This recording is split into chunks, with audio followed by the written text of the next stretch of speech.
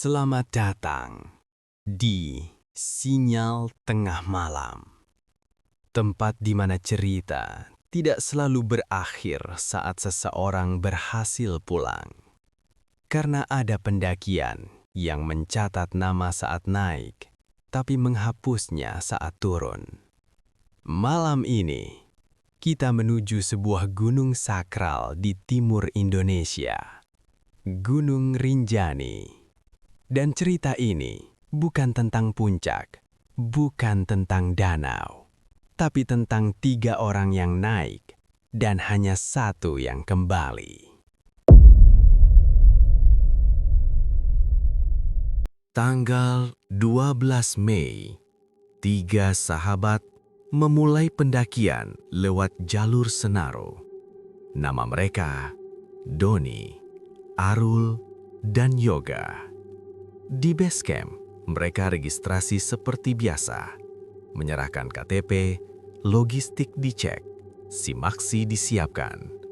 Petugas sempat bercanda, pulang jangan tinggal nama ya, naiknya bertiga, turunnya juga harus bertiga. Mereka tertawa, tapi saat slip simaksi diserahkan, angin tiba-tiba kencang. Kertas itu terlepas, melayang, dan jatuh tepat di depan kaki Yoga. Yoga memungutnya, diam, lalu menoleh ke arah rumpun bambu di belakang base camp. Di sana, tergantung sehelai baf lusuh, tersangkut di ranting, tidak bergerak. Padahal angin masih bertiup, tidak ada siapa-siapa, dan perjalanan pun dimulai. Menuju pos 1, jalur masih landai. Mereka bercanda, berfoto, semuanya normal. Sampai Yoga mulai sering menoleh ke hutan. Kalian dengar nggak? Doni dan Arul berhenti. Apa? Kayak suara lonceng kecil. Mereka diam. Tidak ada apa-apa. Yoga menelan ludah, kayak lonceng kambing. Masalahnya, tidak ada ternak di ketinggian itu. Di pos 1, mereka istirahat. Arul mengambil kamera, memotret langit. Saat dilihat ulang, awan di fotonya membentuk siluet aneh, seperti kepala manusia tanpa wajah. Arul menganggapnya kebetulan. Mereka lanjut naik. Perjalanan ke pos 2 terasa lebih berat. Bukan jalurnya, tapi suasananya. Saat makan siang, tangan Yoga gemetar saat menyalakan kompor. Wajahnya pucat. Doni mengira Yoga masuk angin. Lalu Doni mengambil air dari pipa bambu sumber mata air. Dan saat itulah, ia mendengar bisikan. Malam kedua, suara berat, tua, seperti datang dari belakang telinga, bukan dari hutan. Doni tidak menoleh, tidak bicara, tidak menceritakan apapun.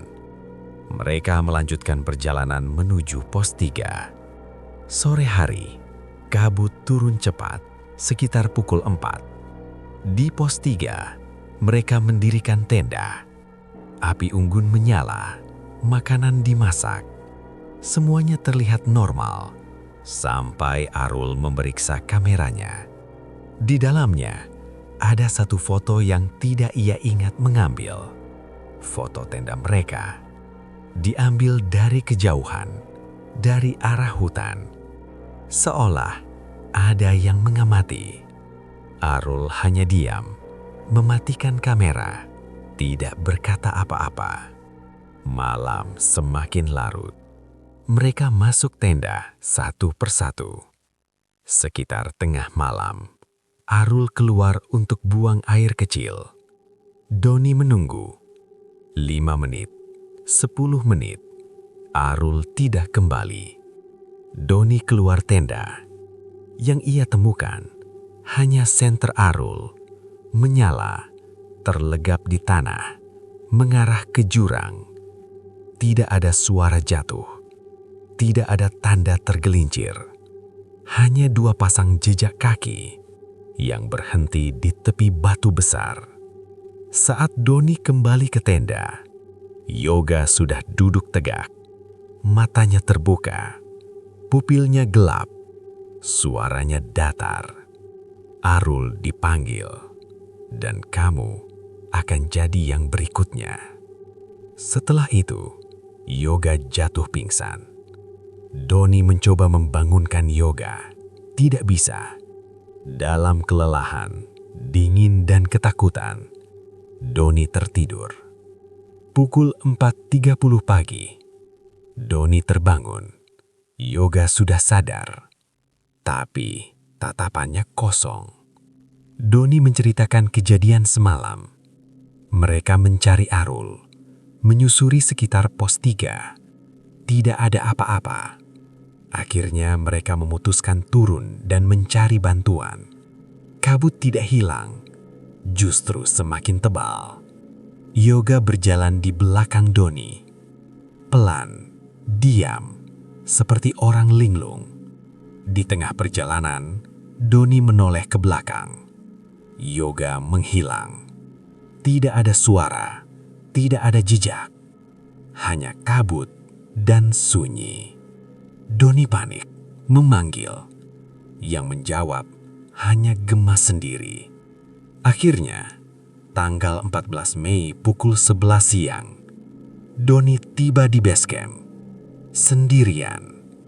Petugas bertanya, "Mana 2 temanmu?"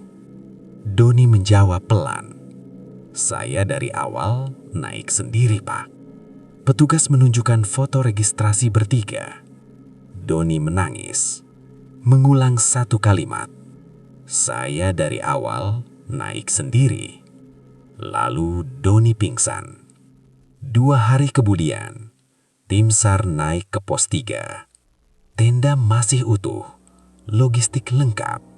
Tapi di dinding tenda, tertulis dengan arang, "Jangan percaya Doni, kami masih di sini." Dan ada jejak 3 orang berhenti di tepi jurang, tanpa kembali. Hingga hari ini, Doni dirawat di rumah sakit jiwa. Dan setiap malam Jumat, pukul 1.30 pagi, ia selalu berkata pelan, "Ayo turun, kita sudah terlalu lama di atas."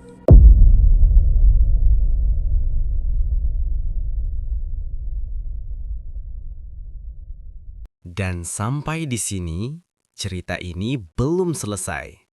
Karena yang ditemukan tim SAR bukan hanya tenda yang ditinggalkan. Ada sesuatu di gunung itu yang tidak ikut turun. Dan ada sesuatu pada Doni yang tidak pernah benar-benar kembali. Di episode selanjutnya, kita akan membuka bagian yang selama ini ditutup rapat. Tentang apa yang sebenarnya memanggil Arul, tentang kenapa Yoga menghilang tanpa jejak, dan tentang alasan Doni mengatakan bahwa sejak awal ia naik sendirian. Jika kamu merasa cerita ini terlalu dekat dengan kenyataan, mungkin karena Rinjani masih menyimpan sinyal yang belum terputus. Jangan kemana-mana, episode selanjutnya akan membawa kita lebih dalam. Dan tidak semua orang siap mendengarnya. Sinyal Tengah Malam, Meong Hidang, cerita tak pernah tidur.